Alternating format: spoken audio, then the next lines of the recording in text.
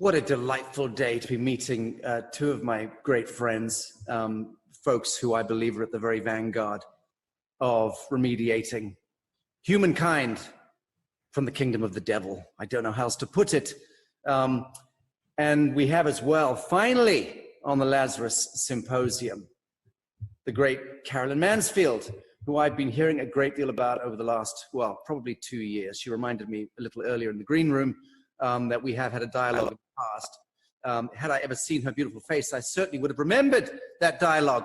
But being, as I am, a man who does not or did not take zero in often enough, I had a very short memory for a very long period of time. Thankfully, that's all changing. Carolyn Mansfield is a wellness educator and naturopath with 2 decades of experience. She saw a video showing magnetized particles appearing when a capsule of an antibiotic was dissolved in water, and she replicated the experiment herself. And she's taken that steps further and put the magnetized particles under the microscope. And we're here to discuss her findings principally vis-a-vis the extraordinary Root brand products, which, as you all know, I unabashedly, unashamedly endorse and advocate, sanction and support wholeheartedly. Why? For a very good signal reason, and that is that the only thing that matters on planet Tara or Earth right now is actualized living men and women of the living soil consciously choosing to remediate and to remedy and to extricate themselves from that kingdom of the devil and to beat an old donkey to death with a very long stick. The devil we're talking about is public health administration, the weaponization of the biosphere, and the full spectrum assault against the human genetic, which is what we're dealing with at these great end of days. So let me just bring on the gallery view and welcome Dr. Christina Rahm and Clayton Thomas and Carolyn Mansfield. Firstly, Dr. Christina Rahm, salutations to you. How are you doing? I'm doing great, Sasha. How are you? Happy to see your face and happy to see Clay next to you. I missed you. Now, I want to be next to you in Mexico. So. Clay, just be warned that when you lean in like that, your hair ends where that cactus behind you takes off, and the cactus starts where your hair ends. You look like you look like a head-hunting king of Haiti, you know, or Tonga, or that may have been a past life. You never know. Well, delightful to see you. And Carolyn Mansfield, welcome to Lazarus Symposium.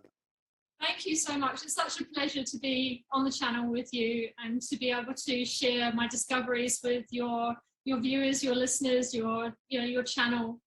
It's going to be really exciting to show them what we have. Just so you know, folks, Carolyn is sharing her screen to show the microscopy and some of the extraordinary findings, which Dr. Christina will speak to and Clay will speak to at large, and help to elucidate what it is that we're looking at and what the implications are vis-a-vis what's taking place inside our blood, inside our bodies.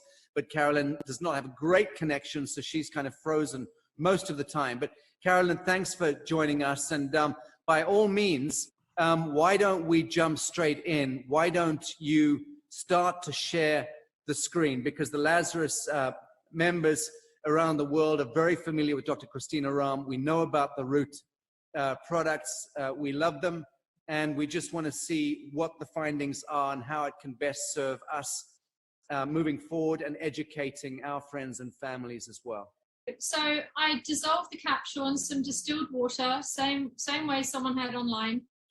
And I put the magnet up to the glass, and these magnetized particles appeared, as you will see, which I was quite shocked about because I really didn't expect to see them, because when it's dissolved, you don't see them until you put the magnet up. So, okay, so that is crystal clear. We're seeing, I don't know whether it's millions or hundreds of thousands or billions of little nanoparticles. They're all assembling courtesy of the magnet on the outside of the glass. Christine or Clay, would you care to speak to this? How long have they been using graphene? Graphene and one or more forms of heavy metal, have been used for years. I mean, and the problem is, and we've discussed this, you know, what might be a nanoparticle, and I just wrote a 100-page paper on this. These nanoparticles may seem insignificant, but they're very significant because they impact health. And you can see from this how they can basically join together and work as a unit to cause not just small issues, but significant issues. And if they're doing it in the dish, of course, they're doing it in the human body to an even greater extent, especially because of the nanoparticles involved in the formation of graphene and other heavy metals.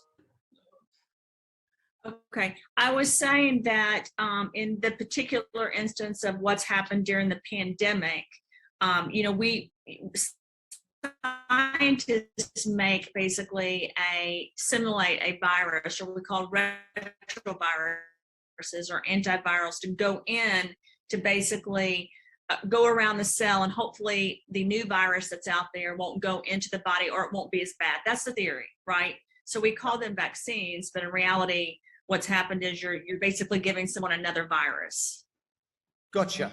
A very, very clever inversion of weaponizing the biosphere. And that clearly has been the main play from the get-go. That's what 50 plus years of good tax-paying money into this thing we call government and the public health administration has manifested into. And I'll caveat by saying, and let's be gracious, arguably 95% of people within the health science fraternity, the public health administration, the technocracy have no idea, not the faintest idea about this kind of wickedness, this kind of evil. And yet, I mean, the most advanced academics like yourself and medical scientists are the ones who are coming out and telling us the real story of how the entire medical science fraternity and establishment has been saturnized. I'll leave it at that. Carolyn, do you want to share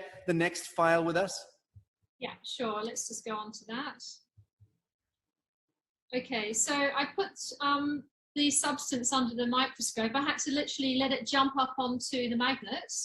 And this was the first picture that showed on my screen, which is really bizarre because it just looked like an alien face, and it shocked me.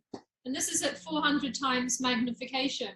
So this is a smear of part of the particles that went onto the slide. And yeah, I just wanted to share that with you because for me it was quite shocking. It looks almost exactly like a portrait of Yaldabaoth. Yeah, so this is what they look like under the microscope. So when I did my research, because obviously I didn't know what they were at the time, I discovered these little particles look like iron oxide magnetized nanoparticles. I don't know if Dr. Christina can to verify that, but through the research I did, that's what these particular particles were. So Christine, speak to that, Christina. Yeah, so that's what this looks like, and this is what my training is under a microscope. From a scientific viewpoint, of course, this would cause anything from thrombosis to heart issues to DNA issues, et cetera, et cetera, et cetera. But this is what it's showing. So if this goes into the body, then obviously you have significant issues that occur, not just short-term, but long-term and generationally. Okay, Carolyn, by all means, share the next file. Okay, so, sorry, I have to keep coming out and going back in. Oh, okay, so as you can see with this substance, it was quite flexible and it moved differently. It wasn't sort of solid, sort of bubble-looking type structure. And there was a lot of this in there as well. So I was like, what is this? It's almost like a lattice. So, and when I did some more research on, you know, what potentially this substance was, then obviously it led me to graphene oxide. So, in looking at what that looks like at the same magnification. So I'd just be interested to see what you say about that as well, Christina.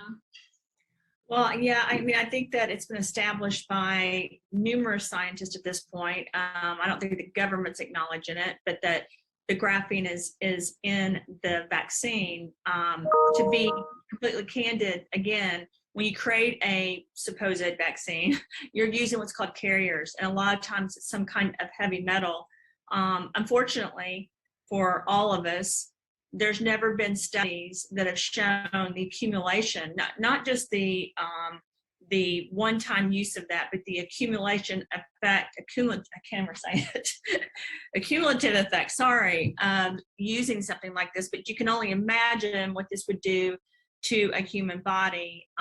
And if you do 1, 2, 3, 4 vaccines that have this in the body, then of course, unless you're able to get this out of the body, and you can do that again by ripping it apart through certain cages and structures to get it out, which it's already going to cause problems, but you can at least help people if you can do that.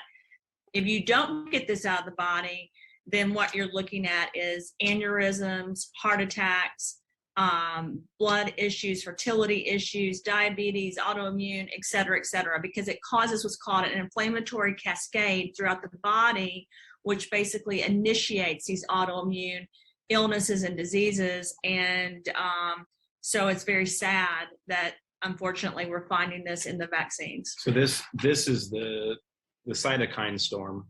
Yeah, that causes, you hear talked about so much. Yeah, the cytokine storm, which was called an inflammatory cascade, which means that the storm occurs in the body because of this antigen, especially if it's a heavy metal and something like graphene, and then it just goes throughout the body. It doesn't stop there, right? So let's say, because I don't know if you guys know this, in the reports that were released when all of this happened, it talked about how this is impacting the immune system. What isn't being discussed is it's actually it's going throughout the body. So this isn't happening in one area of the body. This is occurring throughout the body because of the delivery mechanism. What I did was I put the clean slate mixture in with the solution from the Roots brand clean slate with the zeolites. And I just wanted to show you, I put that under the microscope as well.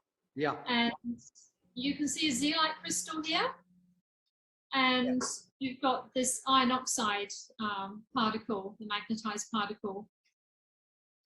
And what I was trying to capture was the zeolite latching on to one of these magnetized particles, which I will show you in the next slide. I mean, that's incredible, isn't it? It's almost like Star Wars being played out in our blood, right? At the submicron level. It's extraordinary. You got the baddie and you got the goodie. Yeah. And it's a fight between good and evil. It is. And you can see the difference as well, because I always say anything that's sort of made with love and good intentions looks beautiful under the microscope. And anything that comes from the pharmaceutical realm is very unattractive to look at. So I put 4 drops of clean slate into the solution. I left it for 48 hours. I wanted to see what would happen to those magnetized particles because the clean slate, the zeolites are highly negative charge, and these particles have a high positive charge. And this is what the zeolite does. It goes in to clean up heavy metals, which have a positive charge. Yeah. And as you can see, it had really subdued that magnetism from that first video I showed. Enormously so, yeah. I mean, I don't know if that's a factor of 1 to 10 or, yeah. But it's very significant. It was hugely significant. So that's why I thought, oh, great. Now let's get this under the microscope, because my intention was I wanted to see these zeolite crystals latched on to these particles. Gotcha. Magnificent. And presumably then the more one continues alchemizing with the product, the more one diminishes and reduces those trace elements. They do. I've done separate laboratory testing for before and after using clean slate with heavy metal load with clients. Okay. And it reduces it completely, brings those levels down. What it's showing is that powerful negative charge, because I know Dr. Christina Rahm has done some special processes with this zeolite. It's not just a normal zeolite, where she's used polarization to make it more of a negative charge. And we see that under the microscope as well. Yeah. Yeah, we've seen this before on Lazarus. So we showed this to my audience a couple of times. Beautiful. This is like a Starship Enterprise. This is my favorite picture of all. And then the next one, Now, as I was explaining, I wanted to find this zeolite from the clean slate product attaching to one of these magnetized nanoparticles, iron oxide nanoparticles, and boom, I was able to show that. Can you see? So this is a zeolite crystal with one of those magnetized particles attached. Yes, magnificent. So for me, that was like a hallelujah moment. It's like, oh, yes, we can see that. Very good. So if I just come out of there. Oh, Christina's back. Yes, I saw that. Thank you for showing that. Karen. Yeah, I was also showing while you're away, putting the clean slate solution in with the solution of those magnetized nanoparticles, and how it demagnetized that solution. It wasn't as responsive to the magnet. So just showing that it still did its job. Yeah. Yes, and I think what's amazing about the clean slate formula is it was formulated to break those things apart, but also at the same time to heal, because the problem with a cytokine storm in the body is it immediately starts destructing, right? It's causing destruction within the body. It's changing and altering things in the body. So if you can attempt to heal by creating a formula that it starts from a zeolite, it becomes a silicon dioxide formula that also has trace minerals and vitamins, it goes right in, if it's developed right, it goes right in to really heal that. And one of the things about the formulation that I did that I don't know that anyone else has done is I used magnets and polarization and fracking during the process. And I don't think anyone understood at the time, including most scientists, why I did that. I did that because if you are going to heal and help the body through a natural solution, you've got to create that natural solution in a way where it can impact the body and correct something like this. And again, I don't really think anyone understood that till recently. Right. But that's why it's a much different formula from anything else that anyone's done, in the past. Very because good. it's here to heal, and to help. Yeah.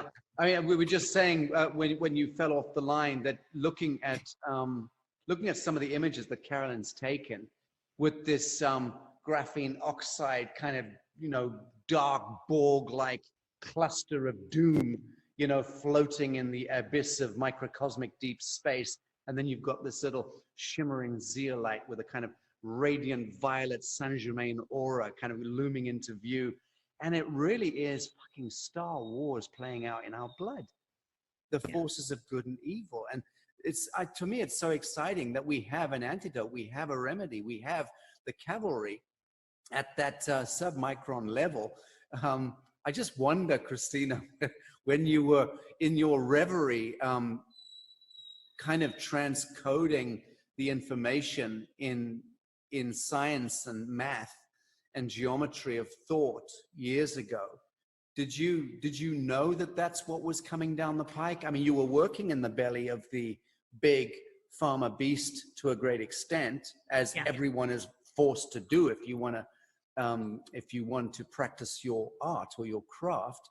That's the big joke, incidentally, that really good scientists, really good doctors get sucked into that vortex because of the way the status quo is orchestrated with academia and all the rest of it.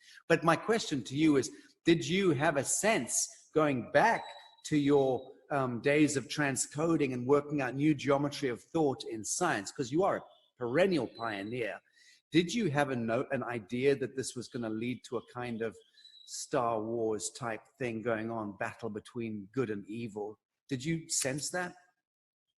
I have always sensed what I'm doing is to help heal humanity, not just in people, but environmentally, because I think we all share the same DNA with the land, air, and water up to the stratosphere.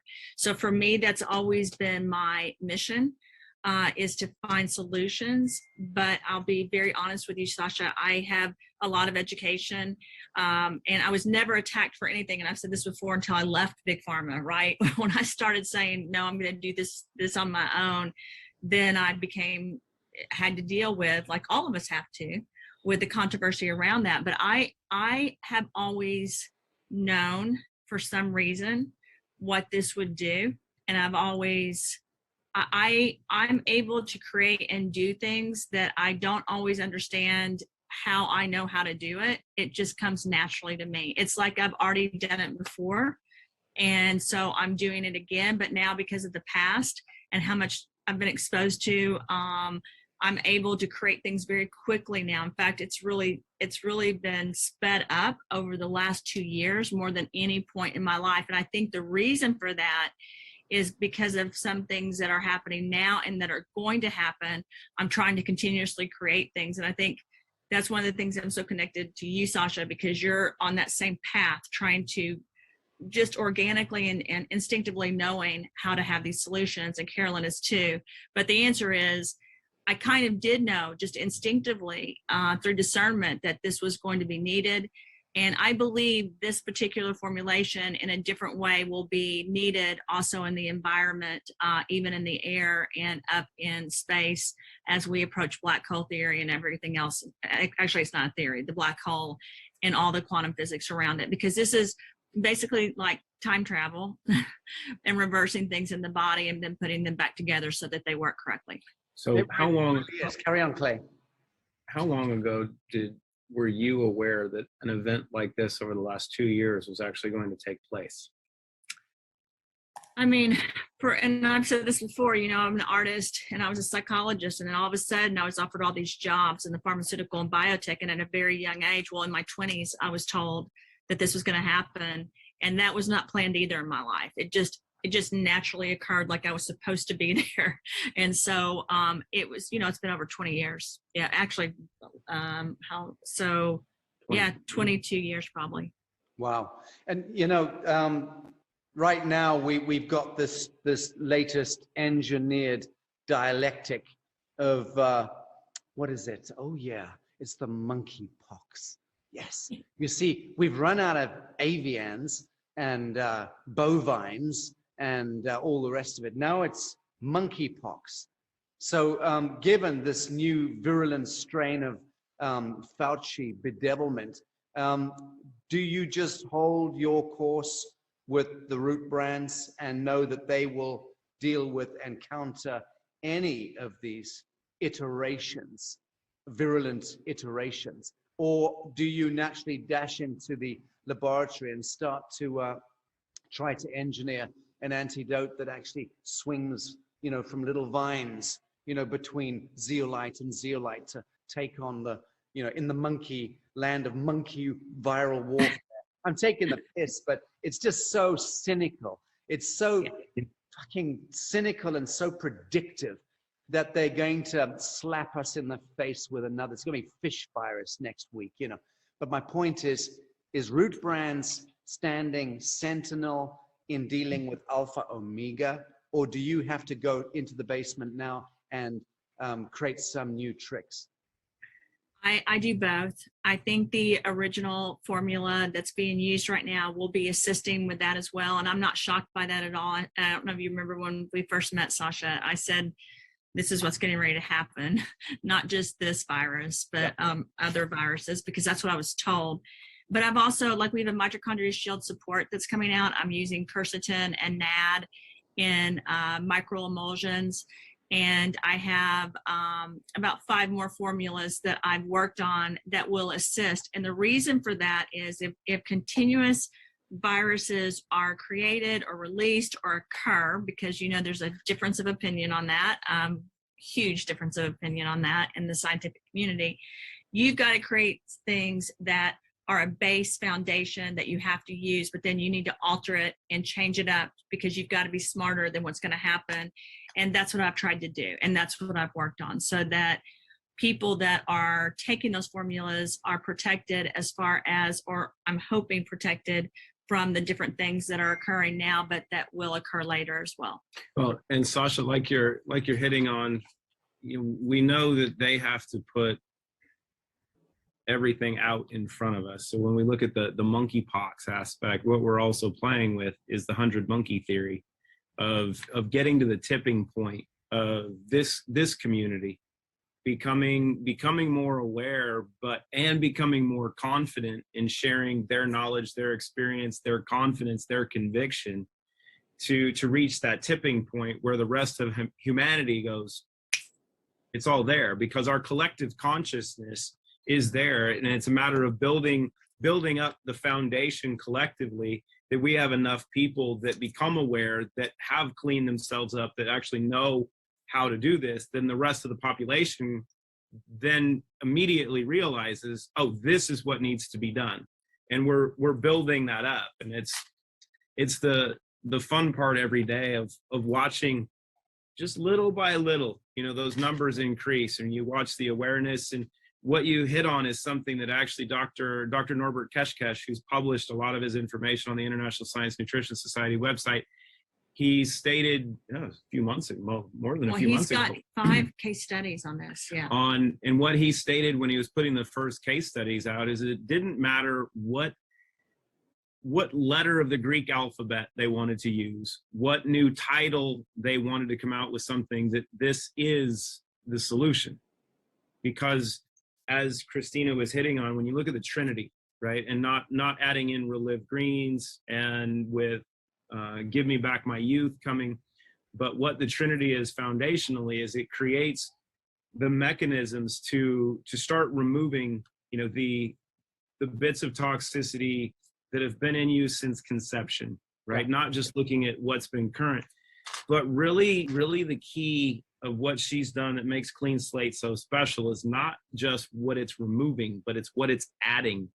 The immediate addition of the trace minerals and the immediate addition of the bioavailable silica, which is the key to regeneration of the operating system. Yeah. Right. Yeah. It's that foundational component that philosophically, instead of looking at the way we've been taught for years, you have to do this thing, and then you have to do this thing, and then you do this thing. If you have the ability to see, function, and create at a quantum level, you go, and it's all done at once. Yeah. And that's actually what we've seen through heart rate variability analysis. We've seen through physics that what's taking place is not something that's physical, right? It's not a component of I'm taking a supplement or I'm taking something and it's going to go through this cascade. Yeah. It's going to be absorbed and it's going to be used. No, it's quantum. It's electrical. Your body resonates with this immediately. And it's like Carolyn's been able to see, you can put it on a slide and look at that under the microscope and you see fireworks. Yeah. That's not physical. It's well beyond that. And that's the beautiful part of where we sit. This has never been done before because she's actually stepping into her own. Yeah. Yeah. No, I've got that.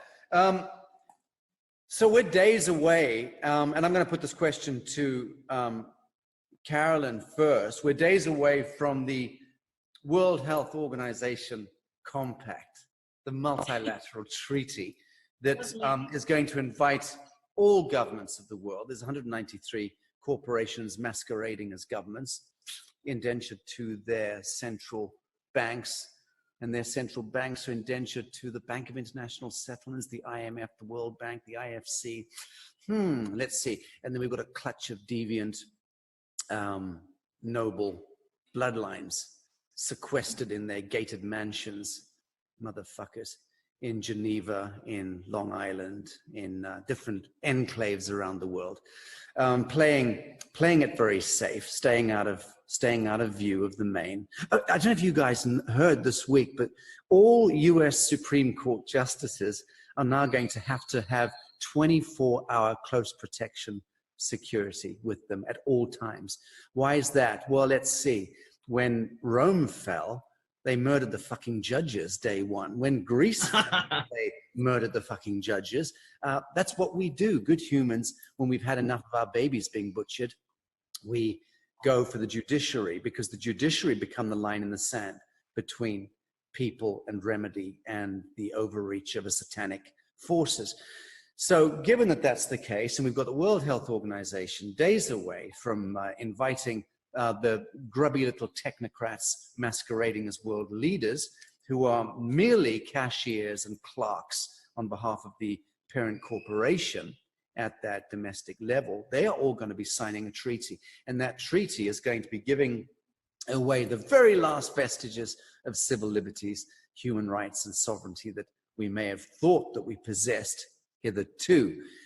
That is arguably the most confounded and evil act that we are ever likely to see in our lives taking place. It's one that has never happened before in the history of the world that we know of, even in the times of the Sumerians and the Egyptians, because health sovereignty is not something which is negotiable, or is it? So my question to you, Carolyn, is where does this witchery and bedevilment leave someone like you, who's clearly a good human working in the medical science establishment, when you have no power? All the things you've done, all the good stuff that you've disclosed and brought to bear means nothing, apparently, because it doesn't get upstairs, and they're still about to give away all of our rights and civil liberties and health sovereignty. What do you make of this? Well, it's just been concerning for the last 2 years, just watching what do they call it? Creep mission. It's just bit by bit by bit. And now we're just getting to the point, it's like, this is what they've been after, is this is a whole new world order, isn't it? Having one world governance. And it's really concerning. I've lost a lot of sleep at night worrying about where this is all going to lead. For me, it's just, all I can say, it concerns me an awful lot, because you just feel so disempowered. There's not a lot you can do. We're all doing our bit. I believe we're all together. This last 2 years has brought so many people together, like-minded, and we're all doing our little bit to try and help, to stop this from progressing.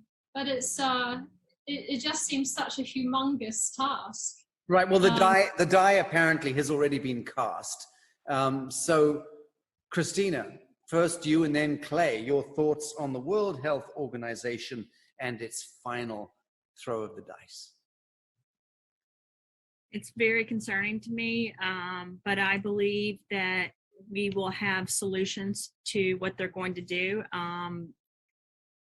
through a united front. I know that sounds very odd. I think there will be people that step up. I'm not saying there will not be catastrophes, because I think this is devastating to all of civilization, but I think this has been planned for years. And I think that it has been in the works for, and when I say years, I mean decades. Decades. Yeah. And I just think that now it's coming to a head. And so we're going to see a lot of things happening over the next 3, 6, 9 months, 2 years. It's going to be a battle for sure. Yes, it is. Clay.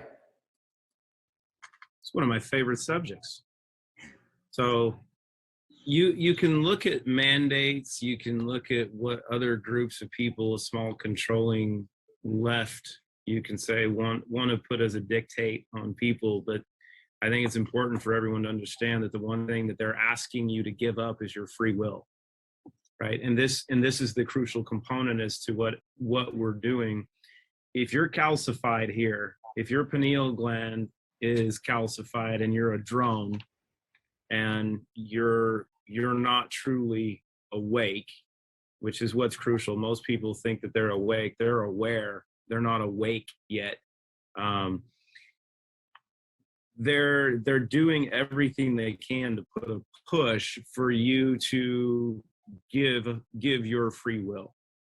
And you talk about Mesopotamia, we can go back many years. I love the Assyrians approach. And that was when they were looking towards another population of people, whether it's for assimilation, they would go in and they'd take heads and go, look, we're here to negotiate. Right. And,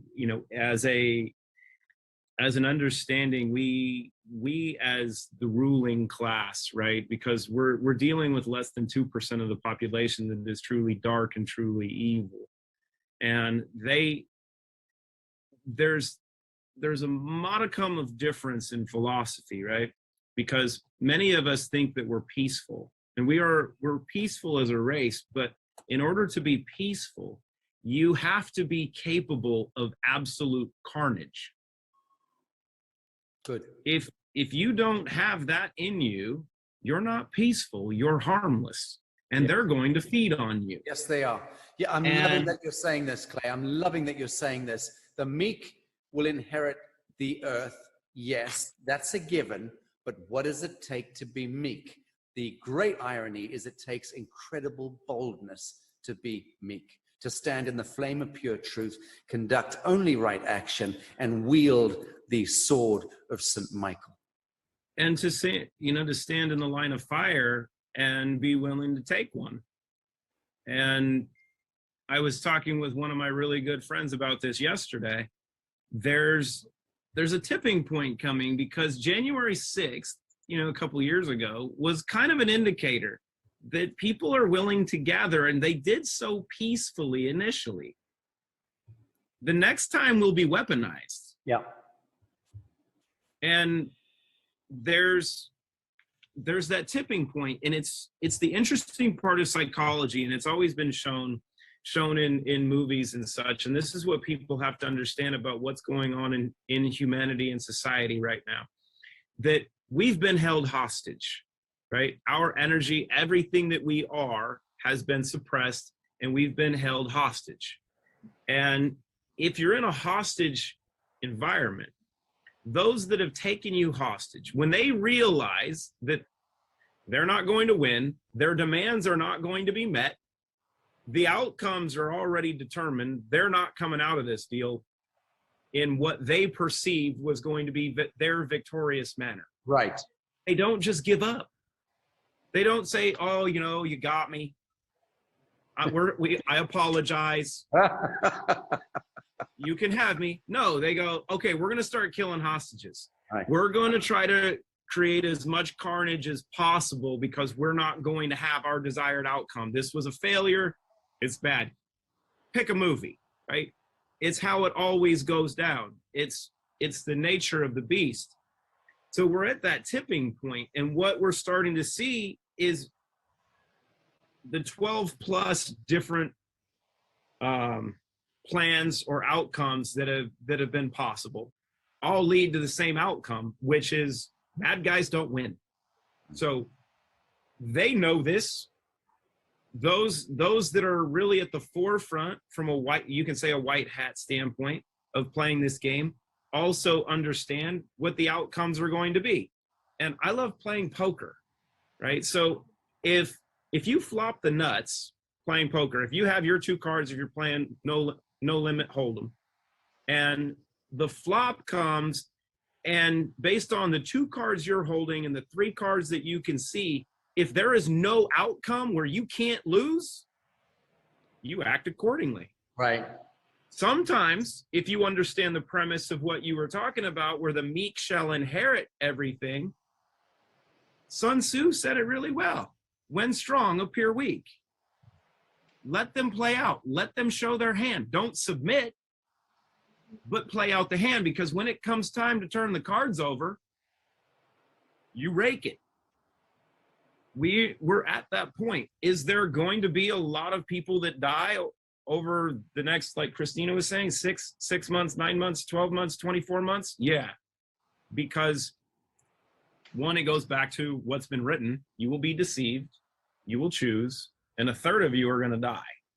What she's done is create that foundational component to make sure that based on your free will, if you choose to become the best version of yourself, if you want to be part of that said resistance, if you truly want to be peaceful,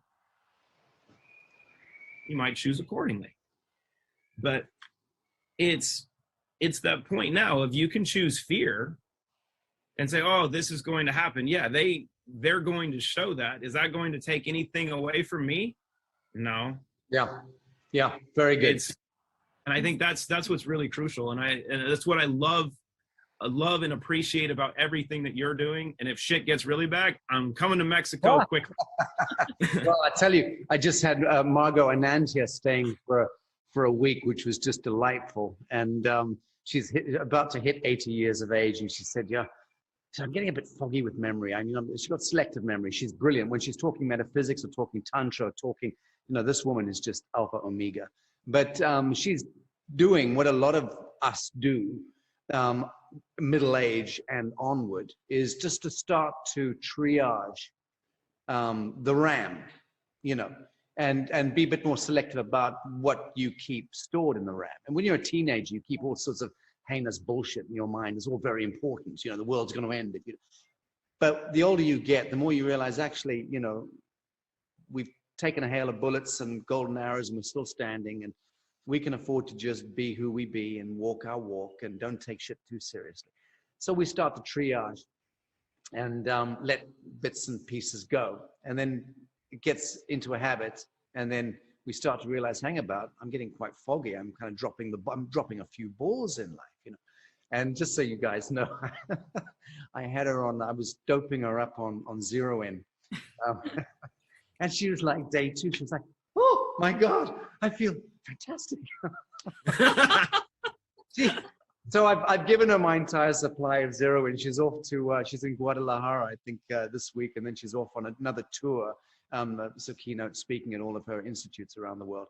But what a wonderful thing to see a great mind and actualized spirit like Margot Anand, who's already super actualized, and then to see her take the Zero In and within 12 minutes, like, you know, cogitating that there's been a huge difference.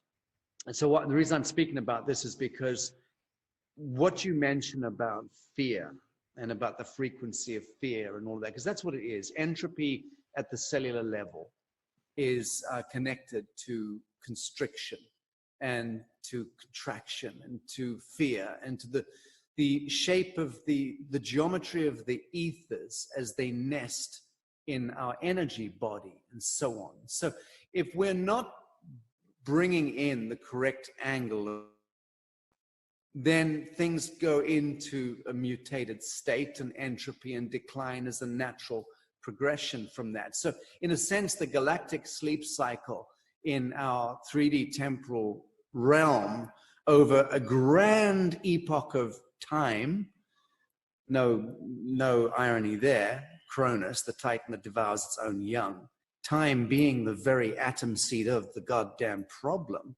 Once we exceed or make the mistake of exceeding the idea of time and being in the thrall of time and give ourselves to the idea of time, and that becomes the gestalt where billions of souls are incarnating into this lower astral realm, because we are all transcoding and transducing lower frequencies. This is, for me, the resurrection principle is connected to what you guys are doing, all of you, in point of fact. I know the work I'm doing is directly connected to it. It's reconfiguring the atom seed of consciousness. When you have products like Zero In, Clear Slate, and Zero In for me is like is a really important one increasingly because of its dopamine and serotonin regulation. I've got that right. And how that, just that bit of chemistry in people changes your capacitance to even feel the frequency of fear, let alone react to it, and then put that out into, become another transmitter of fear into the field. So this to me is a really important piece. The mechanics of how we claw back our humanity, claw back our immanence, our majesty, our glory from the kingdom of the devil comes down to blood chemistry and to the way in which we navigate mood, right? Mood.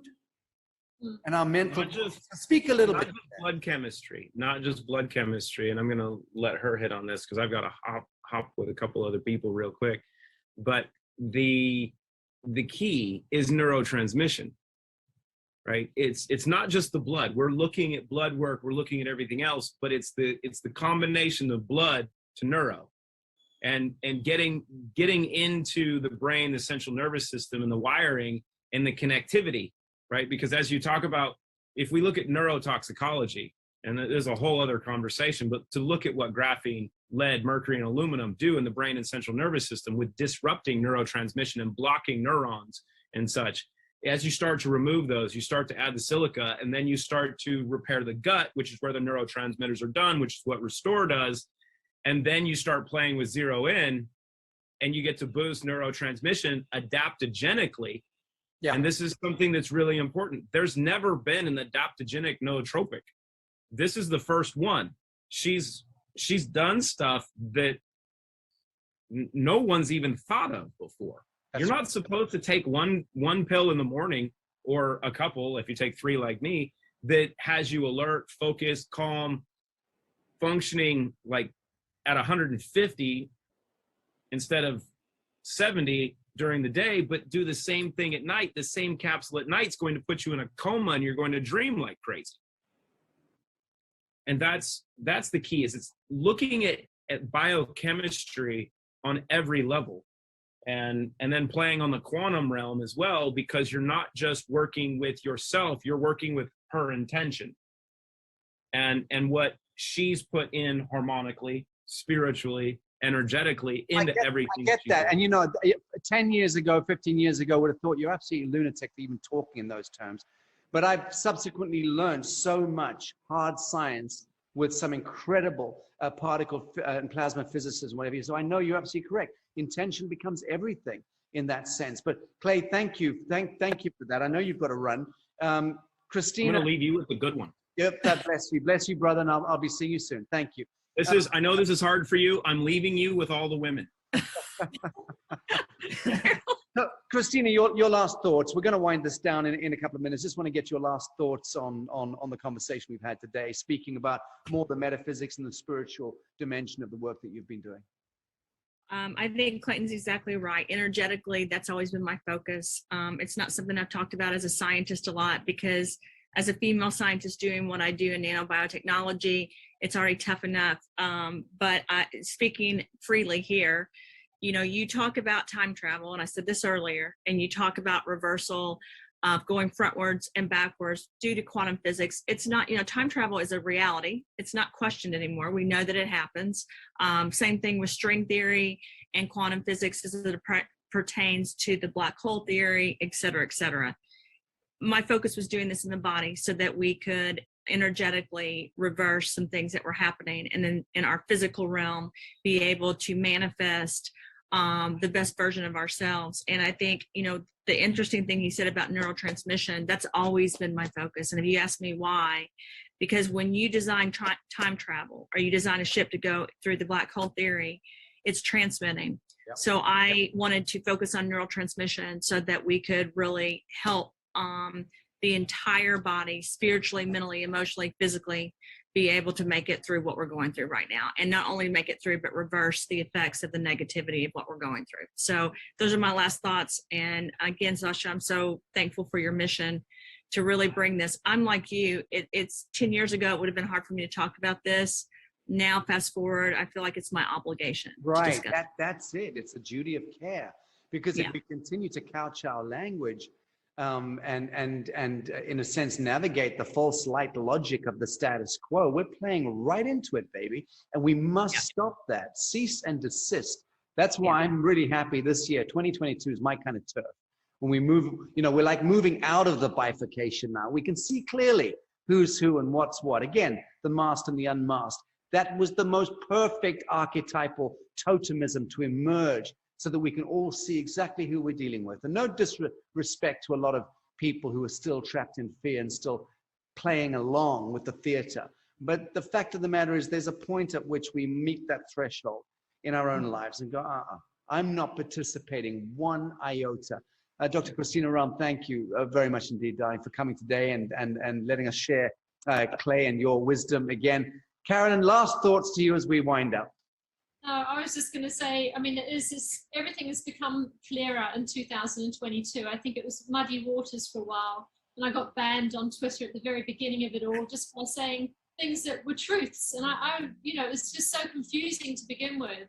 But now it's just so wonderful to be pairing up with so many amazing people, Dr. Christina Rahm, Clayton, the Root Brand, you know, yourself, and just so many people who've come into my vicinity.